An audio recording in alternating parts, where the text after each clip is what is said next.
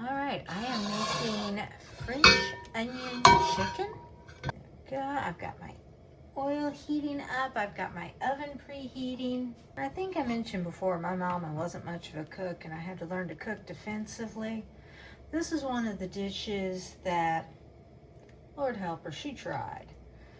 But we eventually decided it was best to just, let her be happy with her version and the rest of us would have the real stuff. You can see my oil's getting nice and shimmery. So I'm going to put in 4 chicken thighs. These are skin on, bone in. They were dry brined with salt for maybe 15 minutes. I'm just going to put them in here and let that skin get nice and tasty. We're going to sit here for about 8 minutes without being bothered. A bit of salt and pepper on the underside. Okay, these have been going a few minutes. Let's see if they're ready to flip over.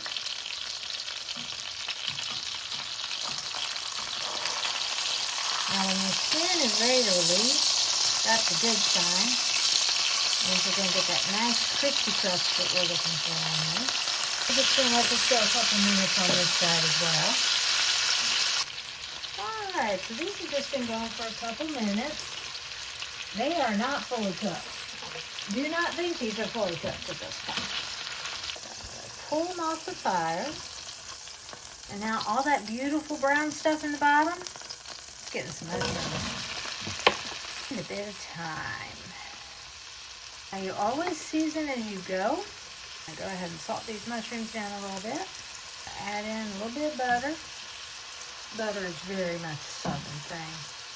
Let's start using these mushrooms to help me scrape up all the brown bits on the bottom.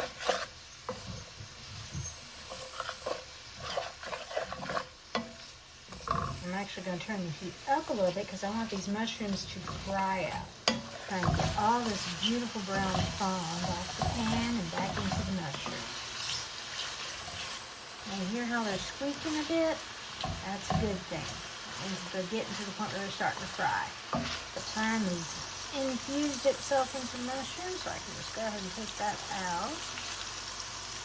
I've got some chopped up that's ready to go into the final bit before it goes in the oven. I'm going to put in just a little bit of white wine to help deglaze the pan a bit. So I'm going to brighten up these flavors. Because this is a bit of a rich dish. I'm going to let that just simmer down for a minute.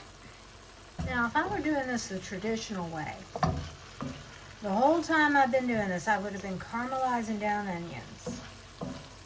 The sweeter the better. So if you got your Vidalia onions in hand, those are the ones to use. However, I'm making this after getting home from a 10-hour day at work. I do not feel like caramelizing onions all night. So now that my alcohol is cooked out,